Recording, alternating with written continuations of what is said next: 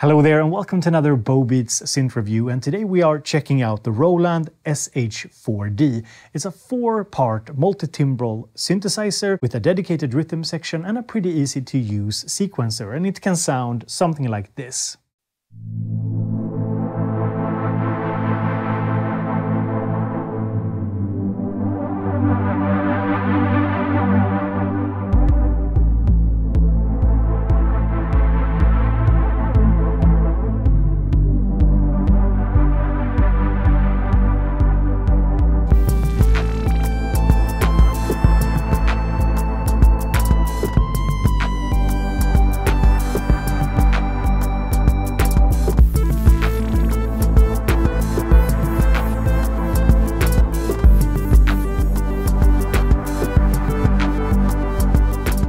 In today's video, I'm gonna show you how to make music on the Roland SH-4d, what it sounds like, what it can do, and I'm also gonna talk about some limitations and improvements that I want to see. And a big thank you to Roland for sponsoring today's video. So what is the SH-4d? Well, it has 4 synth tracks and 1 drum track, and you can sequence up to 8-note chords on it, and it has a total polyphony of 60.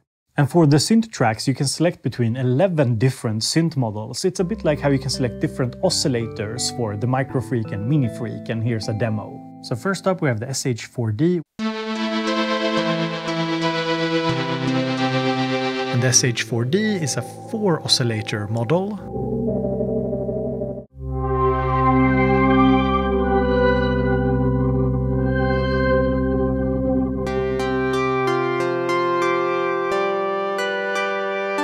Then we have the SH-3d model, which is basically like the SH-4d, but with an extra LFO. So this one has 2 LFOs, not just one here.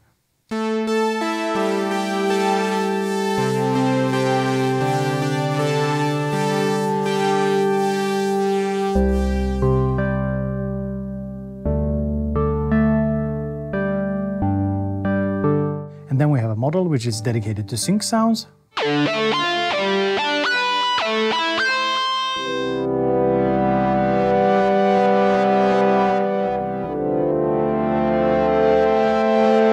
And then we have an SH-101 model.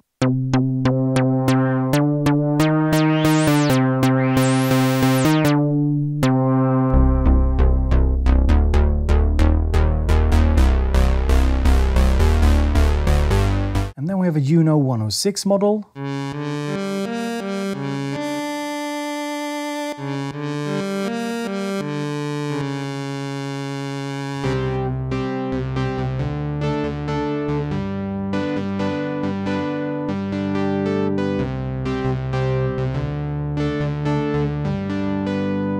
And then we have a Cross FM model.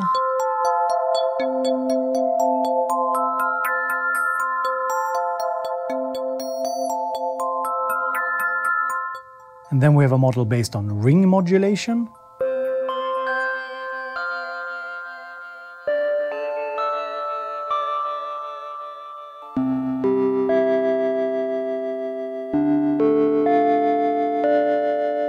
There's also a wavetable model.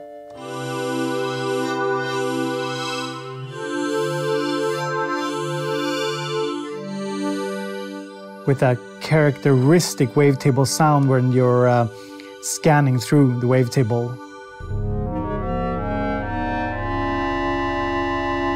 There's even a model dedicated to chords, even though you can record polyphonically into the sequencer.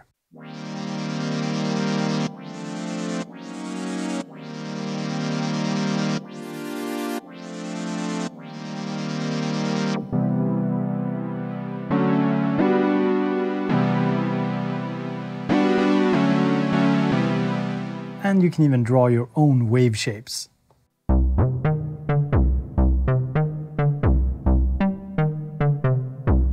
So you can draw some pretty crazy wave shapes. And there's even a model dedicated to PCM sounds.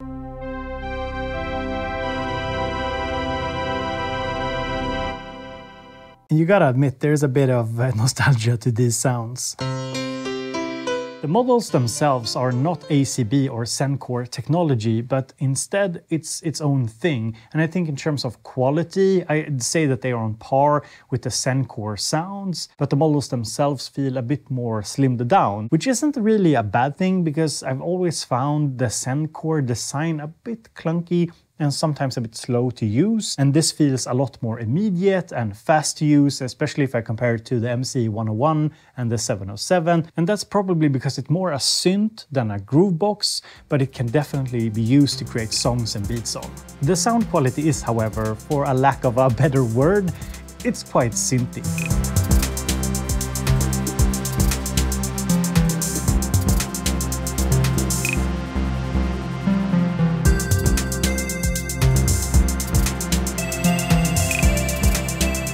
But even though it's very synthy at heart, you have per part EQs, master EQ, you have effects per part, and master effects, so you can dirty up the sound quite a bit.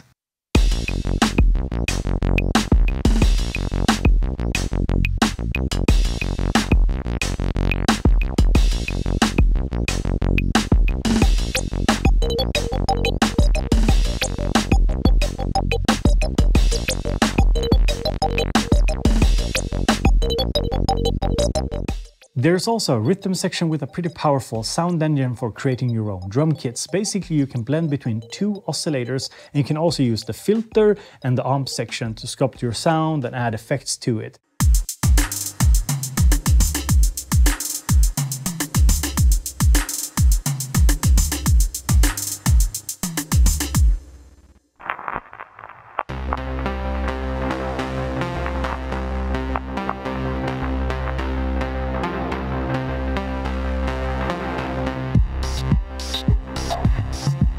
And then there's the effects section where you have chorus, delay, and reverb as send effects, and you can have one insert effect per part, and you can also have one master effect.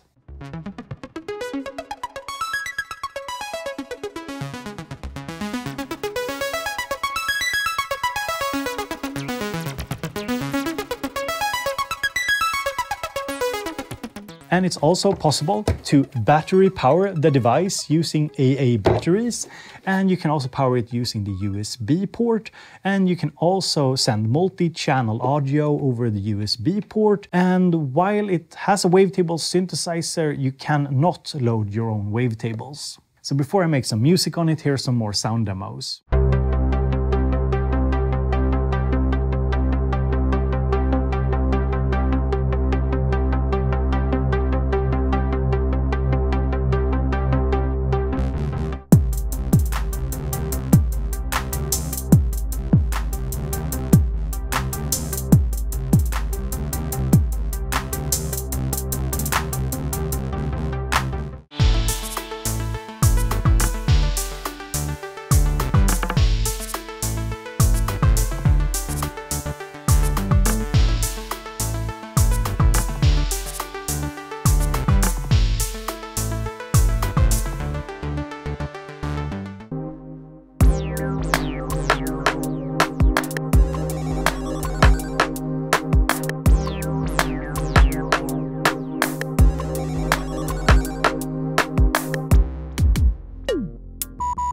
So how do you make music on the Roland SH-4d?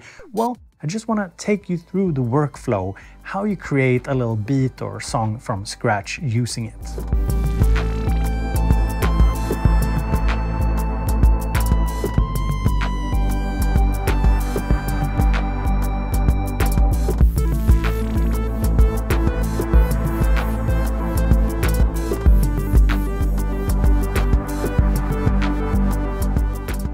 So first up, we select the pattern, you hit the pattern button, and here we can now select different banks by holding the page and tie here. So there are 8 banks, and we can select a pattern. So pattern 15, for example. And by holding shift, we can select one of the 4 synth parts or the rhythm part.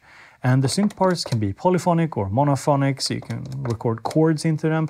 So let's start here by selecting the rhythm section, and we use these buttons here on this little keyboard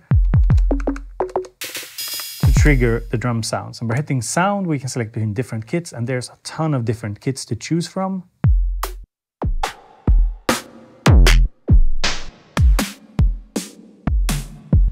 And what's kind of cool is that each of the drum sounds can have individual effect sends to the reverb, chorus, and delay.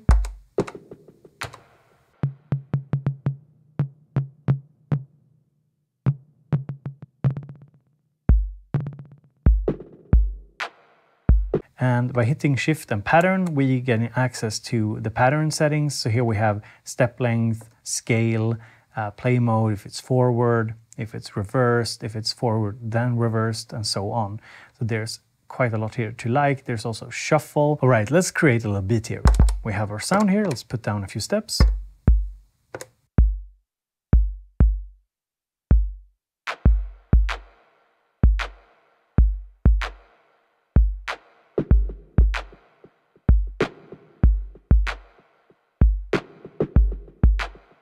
We can hold down a step, we can change the velocity, we can change the probability of that step playing.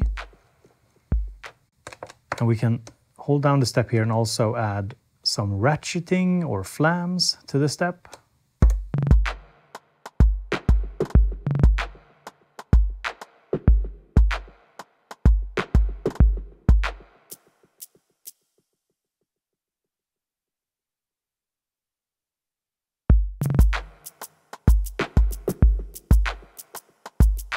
And if we want to change the sends here, we can just hit the sound and change the send level here to the effect.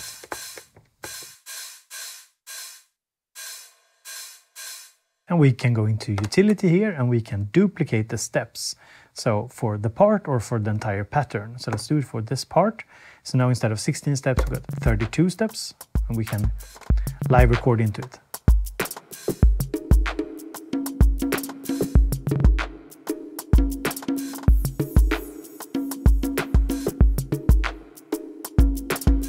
And now let's go to part number 1 here to add a synth sound. And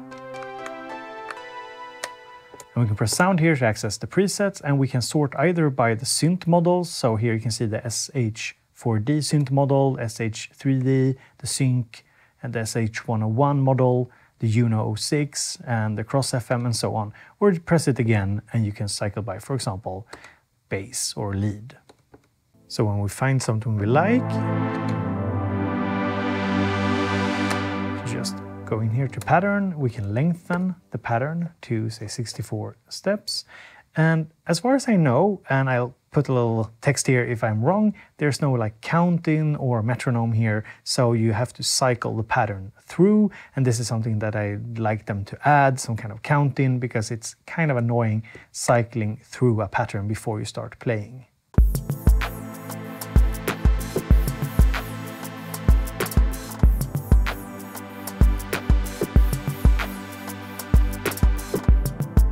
We can take a look at some of the basic controls. We have a filter, and all of the different synth modules, I think, have a high-pass filter first, and then you have your main filter, which you can also select between a low-pass, band-pass, and high-pass one. We have cutoff, we have resonance, we have drive, we have the envelope for the filter, so that's pretty nice. So let's add some drive.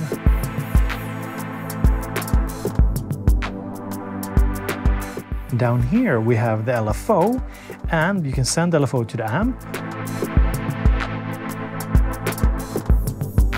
Add a bit of fade in, perhaps. And we can change the rate. So you can go super fast or slower. And we can also hit Shift here and let's see LFO. And we can sync it to the BPM.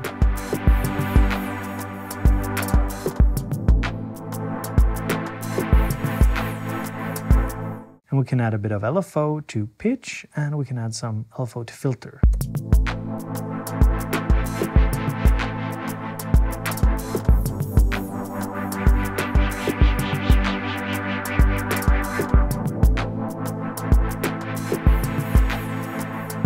Before we move on, and we are gonna add a bass and some other stuff, and we just want to talk about something I don't like, and that is the saving of the patterns. This is quite cumbersome, and later in the video where I do my like improvements I want to see to the unit, I'm gonna talk more about it. But basically you hit Shift here and right, and here you have a bunch of things you can do. But basically if you want to save both the sounds and the pattern, which you kind of have to do. It's a bit tedious, so you press enter here, and you press, well, you basically select here a tone, and here you have to select a new slot for it, and the name, and then kit. So here's an empty kit slot. Save the kit, name it, and then the pattern, and well, we're on this pattern here, and we'll save it here. So it's just a bit of a hassle. There's no like one button to save the project that you're working on. You have to save the tones, the sounds, the rhythm kit, and the pattern in like different places. So yeah, that's a little annoying and something I definitely want them to improve upon in future firmware. More about that later. So let's add a bass. So move to part 2 and we hit the pattern. We change the length here. So I found this really nice bass.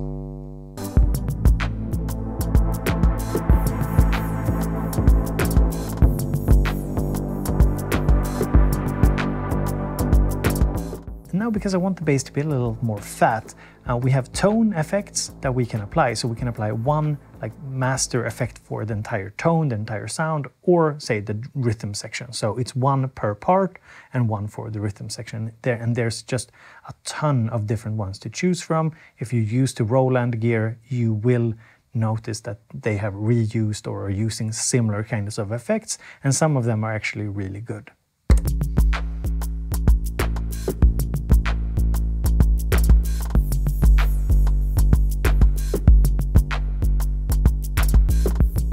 I'm just fattening up the bass line here with something called the fattener.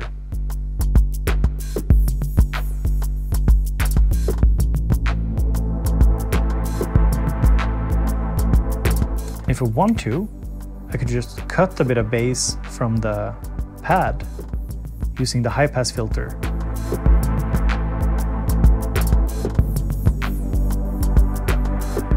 So we have this effect sound here, and we can put down basically steps like this. And we can make sure that they are tied together. I'm not entirely sure why there's just not a step length I don't know, option here in the menu, but there isn't. So we tie them together. And we have to lengthen the pattern as well to 64 steps. So now we have a little effects here at the start.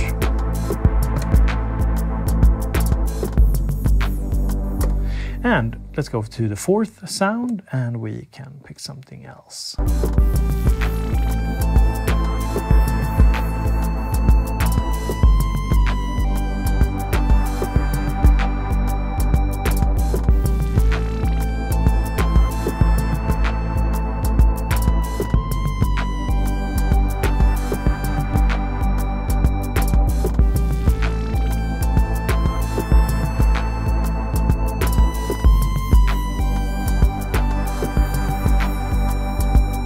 Something I also want to show you is the arpeggiator. So you turn it on and off here with this button here. There's also a hold here.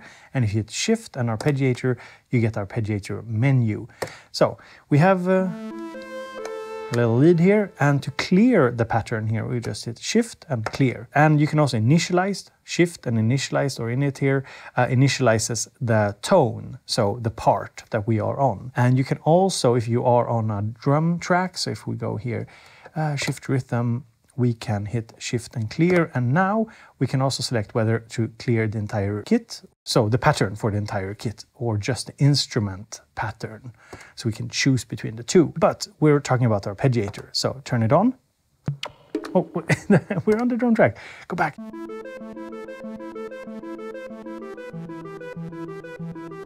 The cool thing is that you can record with the arpeggiator into the sequencer, so the notes are recorded, and this is good for a couple of reasons. Let me show you one of them.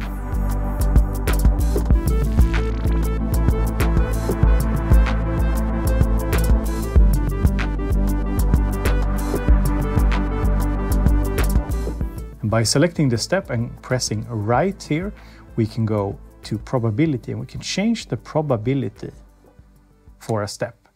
So we can have our arpeggio here, and we can change the probability of a few steps in order to make it a bit more random.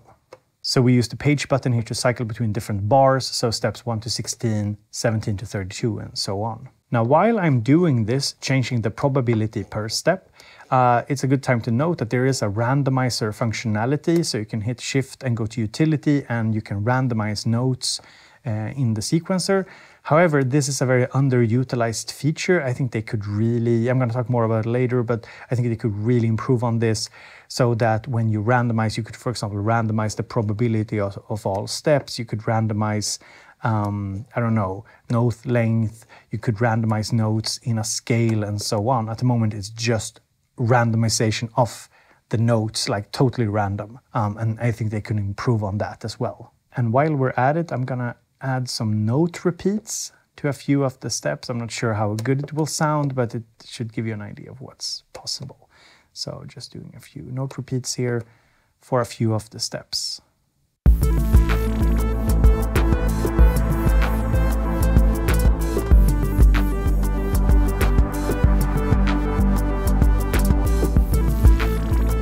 Okay, it sounds decent, like it gives you an idea of what's possible. So that's kind of nice, you can record into the sequencer. And this is also a way to get random melodic stuff into the sequencer, because you can set up the arpeggio here as up, and down, and random. So you can set it to random, record your random sequence into the sequencer and get something random, but in the notes that you want, instead of using the Shift and Utility randomize steps function, which just randomizes it wildly. You can also set the rate, you can set the octave range, you can transpose it, there's gate length, there's shuffle, velocity. So there's a few settings here that are quite useful for the sequencer and arpeggiator. So all in all, the arpeggiator is quite useful. Now I just want to touch briefly on recording automation. So it is exactly what I just said. You're recording automation. It's not parameter locking as on an Electron device. It's very difficult to, for example, have one sound on one step and then a different sound on a second step. And that is because it's an automation curve that you're recording. It's not these like very well-defined states like it is on Electron. That's the best way I can put it. And you can record any knob movement basically.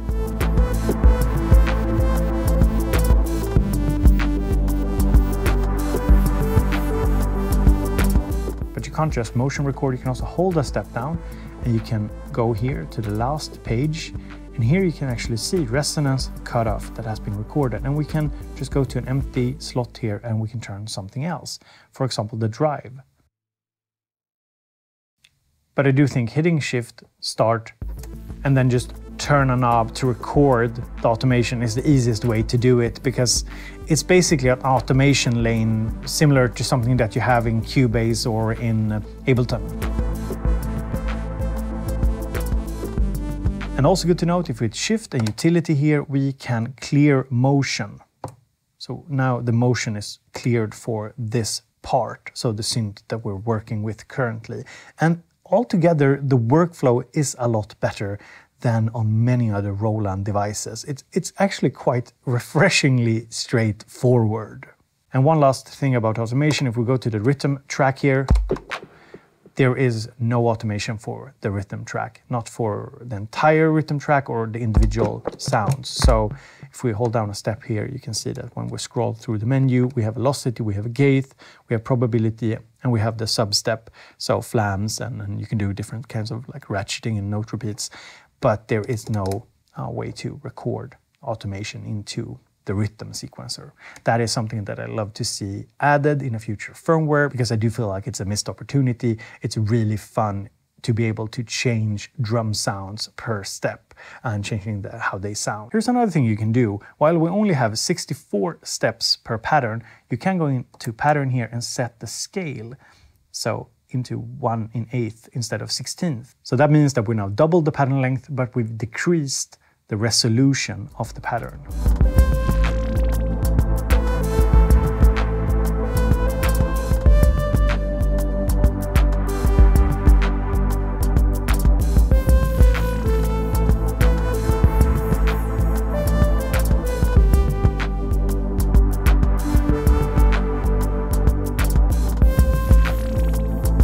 Now we get a much longer sequence ideal for these kind of slow melodies or pads, for example, with not a lot of note changes. So now we've created a little 4-part beat, and if you hold down pattern here, we can mute the individual parts. So we can just start with the little pad here. Bring in the bass.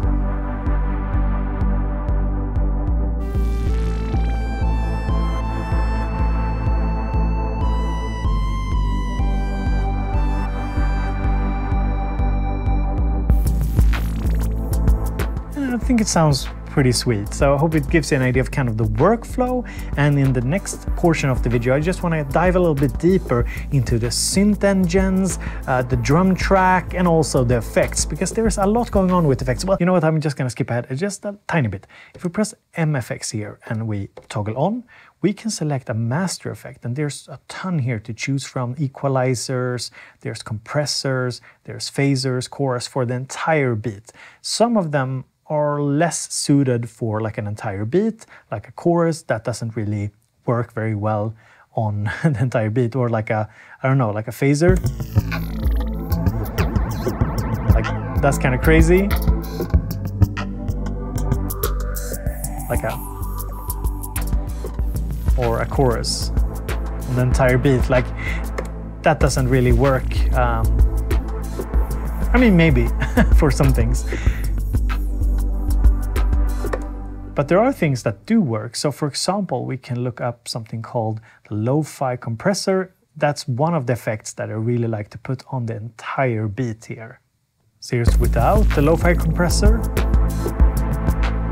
And here's with. And if we hit Shift and MFX, we have access to a ton of settings for the master effect or the tone effect, because you can have an MFX per tone and rhythm part. So for this effect in particular, we can select different lo-fi types. We can also set different cutoff, so really make it super dark or bring in more high end. We can boost the lows and we can boost the highs as well.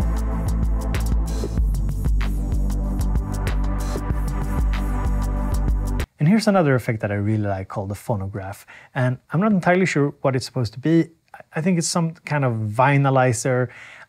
Yeah, it sounds kind of nice.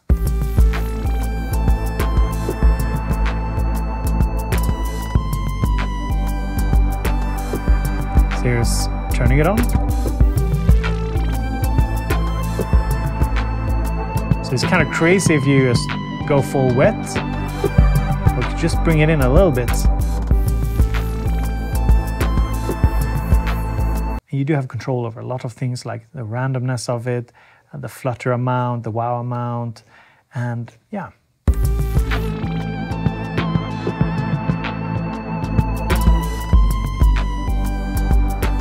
Just bringing in a bit is kind of nice.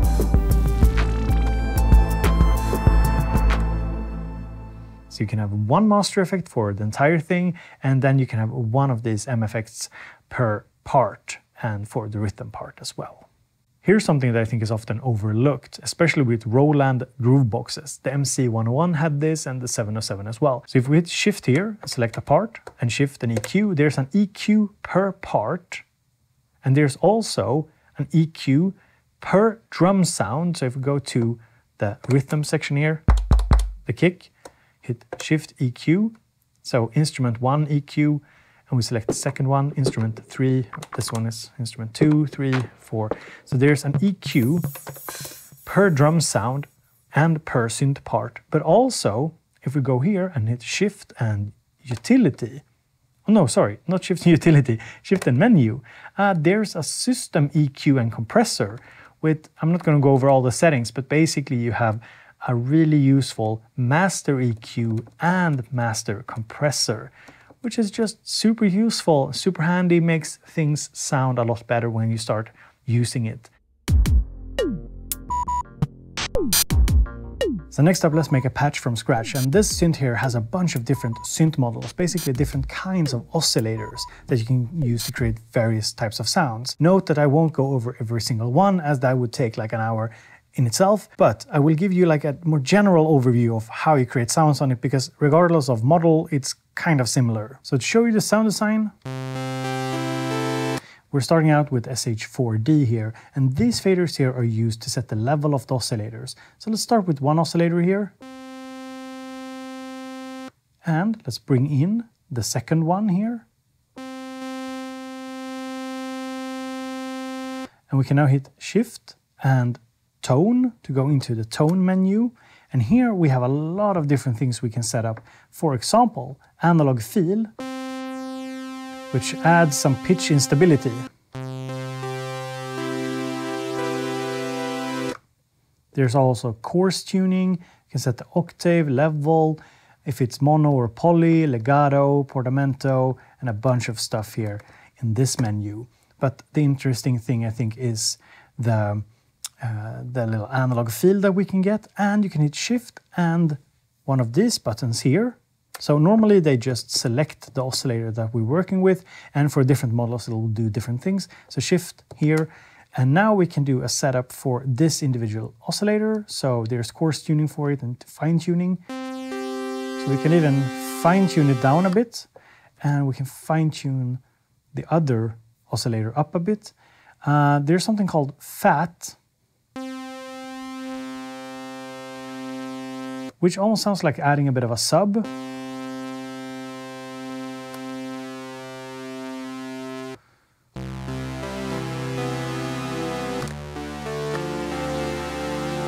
So this is just with two oscillators, and we could bring in the two other ones. Now over here we have pulse width modulation. So for these oscillators here, it's of course not very useful because they are sawtooth, but if you have like a pulse wave, you can use this knob here to set the pulse width modulation, and that is connected to the LFO. Most things that says some sort of modulation is connected to this one LFO here, except for in some situations with some models there are actually like an LFO built into the oscillator. Let's add a third oscillator and pitch it down. And a fourth one, and we pitch it up 1 octave. And now we can go to the amp section here, add a bit of attack, add some sustain, a bit of release.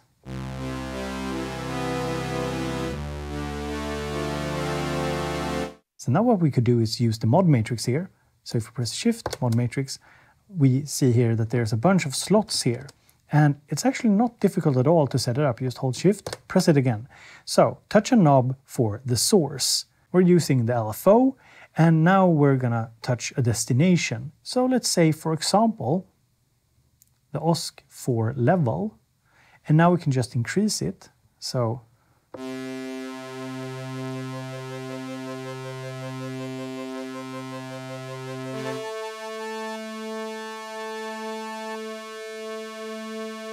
now we have the LFO controlling the fourth oscillator level, and now we can hit Shift, go to the LFO menu, and here we can turn off rate sync so that the LFO isn't synced to the tempo, or turn it on if you want to.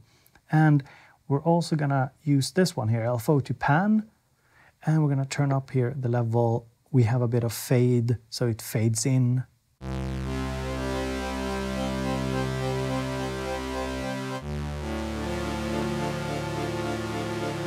And now we can continue sculpting the sound using the filter. There's a high pass filter here, it's always here. Not for the drums, but I think for most synth models. And then you have this selectable filter here, so low pass, band pass, and high pass. With resonance. And envelope for the filter.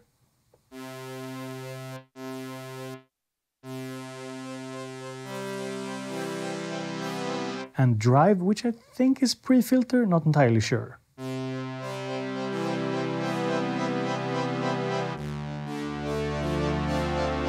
And then we have the amp section here and the LFO section, where pitch and filter and amp here is pre-routed. So we could use the LFO here to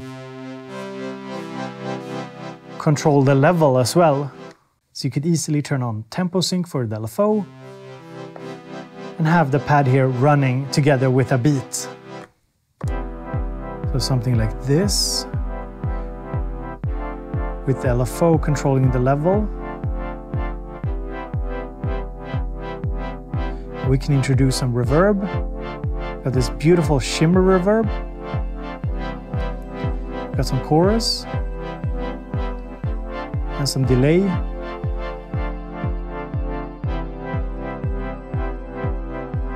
Let's go to the SH model here. So we have square level here. We can add in a saw, sub oscillator, some noise. Let's tweak the filter a bit. We're adding some drive. And we recorded a little arpeggio.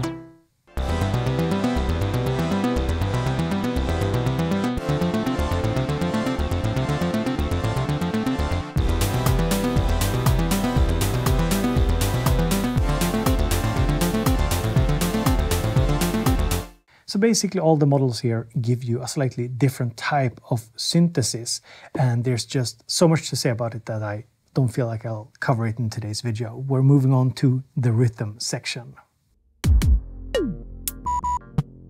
All right, so let's talk creating drum sounds. So each of these little buttons here contains a drum sound, and each drum sounds have two oscillators basically. So we select them here, oscillator number 1 and oscillator number 2. And we can go here and we can initialize. So do we want to initialize the kit? Yes. So we have this kick here, and we can select different waveforms here for. And there's all your usual suspects in a Roland device, the 909, 707, 606, and so on. Here's a more interesting 808. And with these faders here, we can set the pitch envelope.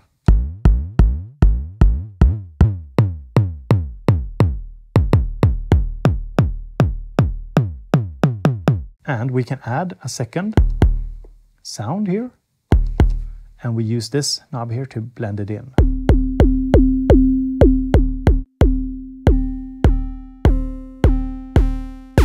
And there's a lot to choose from. There's also like weird ones, more synthy ones. And this encoder here changes the FXM, which I'm not entirely sure what it does. There's also you can change the FXM color here. That's a tongue twister for me. And having a quick look in the manual, yes, it is frequency modulation. So now we have the little kick, and what we can do is we can hold it, press up to copy it, and then paste it. So now we have two versions of it, and we can change the second one.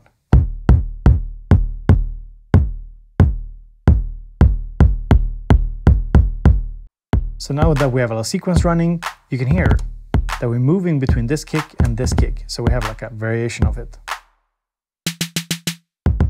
We have a clap here, and we can send individual sounds to the reverb, for example.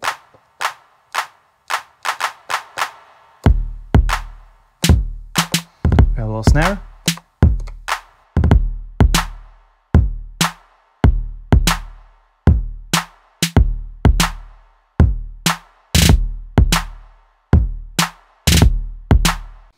So we have a little snare here. Let's play around with the pitch envelope. And we can, of course, use the filter here. Resonance is available. We have the envelope here as well, I believe. No drive and no high-pass filter.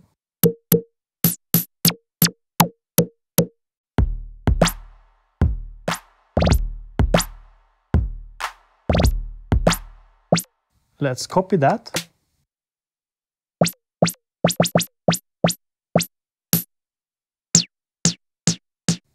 And make a variation.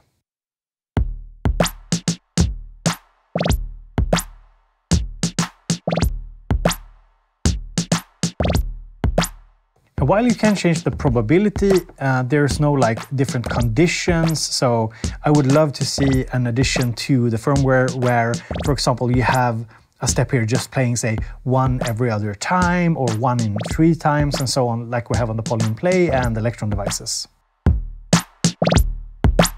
And for the drum sounds, you do not have the LFO, so you have the amp here, and the filter, and panning, and effects.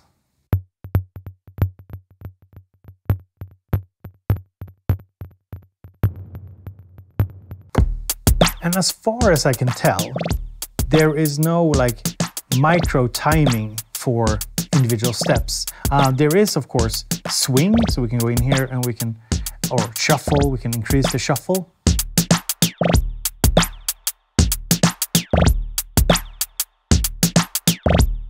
But as far as I can tell, there's no micro adjustments of individual steps, but you can go into the sequencer here and you can set it to, say, let's see, 1 in 32.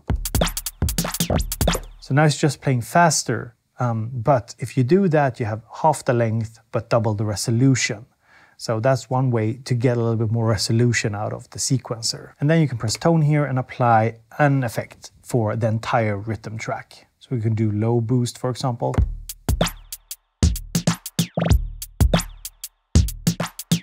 Select the frequency that we want to enhance.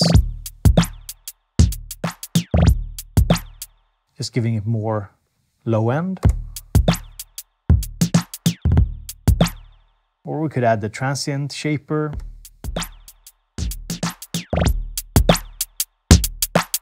So we can add attack, remove attack,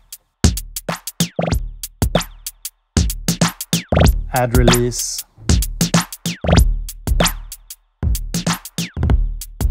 or remove it. I think adding release to this sounds pretty cool.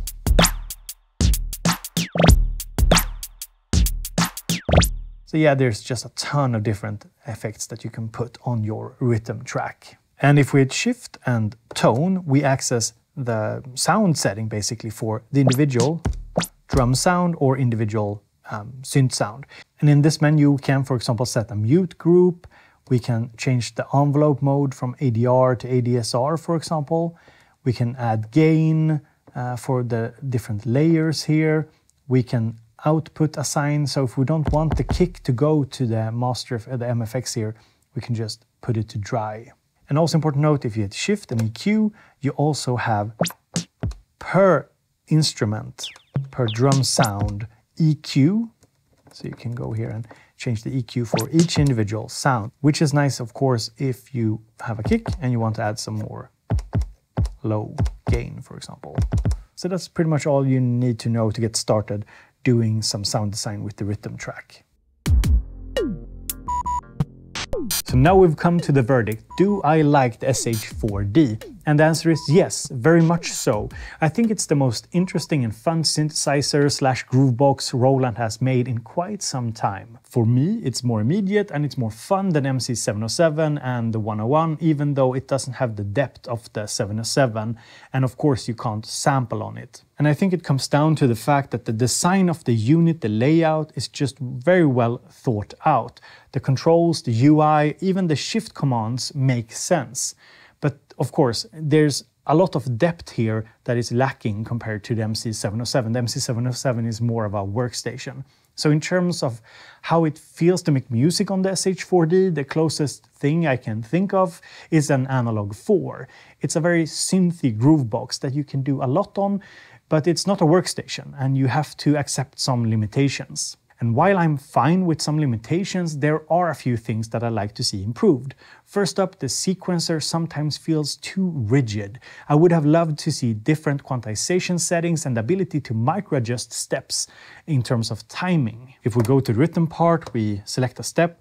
Why not add a little percentage indicator that lets you shift a step back or forth a certain percentage in time to micro-adjust it? Another thing I like to see improved is that when I record, I would love a metronome and also a count-in. I hate having to repeat bars over and over again when I have a longer sequence and I'm recording a melody and I mess it up.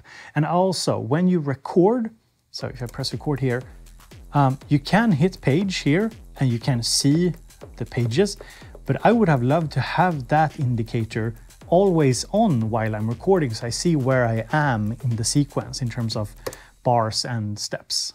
The save system is also quite frustrating, and I showed you why earlier in the video.